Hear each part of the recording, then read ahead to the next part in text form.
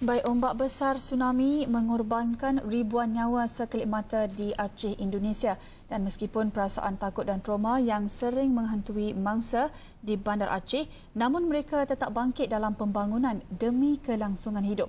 Kini di talian kita bersama dengan Ustaz Mujibur Rizal yang kini tinggal di Kampung Lampulo, Bandar Aceh, dan beliau merupakan pengarah Board of Aceh Islamic Tourism. Assalamualaikum Ustaz. Waalaikumsalam warahmatullahi wabarakatuh. Baik Ustaz, kami difahamkan bahawa kejadian 10 tahun lalu turut menjejaskan kediaman Ustaz, malah seperti mana yang kami ketahui, kapal yang terhempap di bumbung rumah berdekatan kini menjadi tarikan pelancong di Aceh. Mungkin Ustaz boleh kongsikan dengan kami bagaimanakah perkembangan sektor pelancongan di Aceh selepas bencana selama 10 tahun?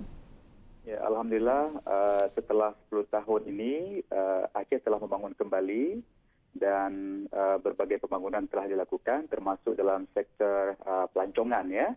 Dan alhamdulillah sekarang memang banyak sekali pelancong yang melawat ke Aceh terutamanya dari Malaysia.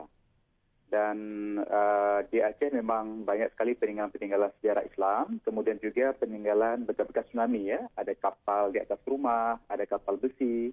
Kemudian juga ada masjid-masjid yang selamat daripada tsunami. Jadi ini merupakan di antara tarikan dari pelancong untuk datang ke Aceh. Baik Ustaz, mungkin selama 10 tahun ini Ustaz boleh kongsikan bersama kami apakah antara kenangan yang paling pahit Ustaz lalui semasa menjadi salah seorang mangsa tsunami 10 tahun lalu?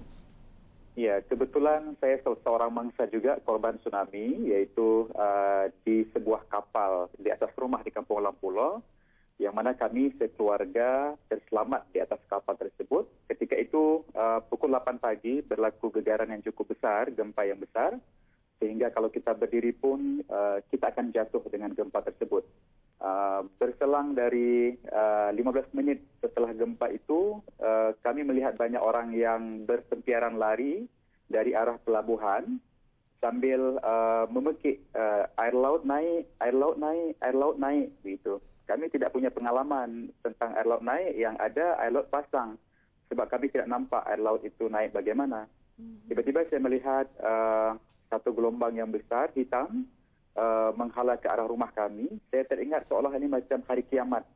Kemudian kami dengan sebagian besar jiran-jiran naik ke atas rumah jiran di tingkat 2. Dalam beberapa saat di tingkat 2 itu air telah separuh leher dan kami hampir tenggelam. Masih sempat berdoa minta maaf semua dengan keluarga. Dan saya melihat di depan sana sudah lautan tsunami, banyak orang hanyut, rumah hanyut, kapal hanyut dan sebagainya. Kemudian saya berusaha lagi untuk mencari tempat lebih tinggi, iaitu naik ke bumbung tingkat 2 tadi. Dalam keadaan saya berfikir demikian, tiba-tiba datang sebuah kapal yang berpusing-pusing, berputar-putar. Kemudian dia berhenti di sebelah rumah kami tadi. Dan kami memikirkan bahawa kapal ini akan menolong kami. Dan kemudian kami naik ke atas kapal satu persatu. Sehingga berjumlah lebih kurang 50 orang lebih. Ada baby, ada budak-budak dan orang tua, orang sakit dan sebagainya. Kami bertahan selama 7 jam di atas kapal dan berkali-kali mengalami gelombang lagi.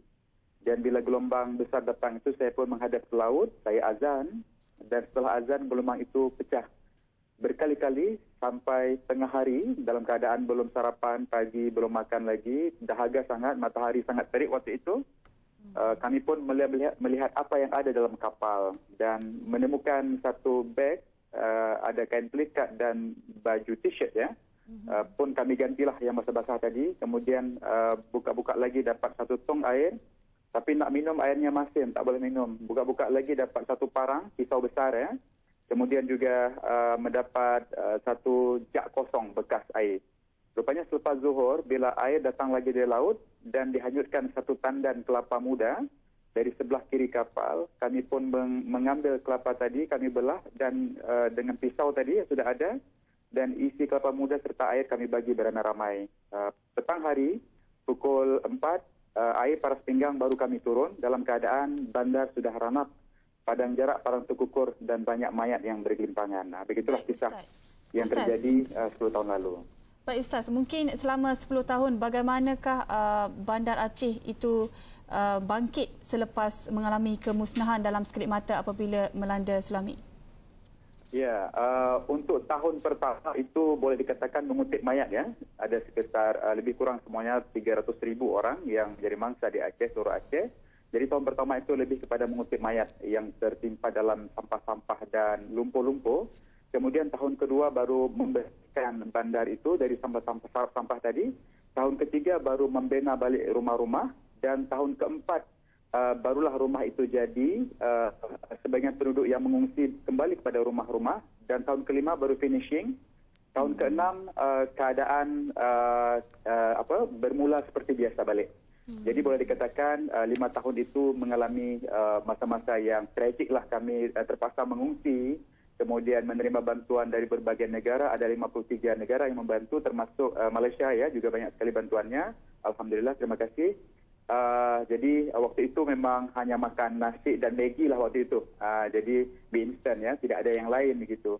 Nah, jadi setelah 4 tahun dibina balik semuanya, barulah kami kembali ke rumah yang asal, termasuk penduduk yang lain. Dan tahun kelima boleh katakan finishing, dan tahun keenam keadaan sudah alhamdulillah normal kembali. Baik, terima kasih Ustaz di atas perkongsian pengalaman yang mengenai tsunami.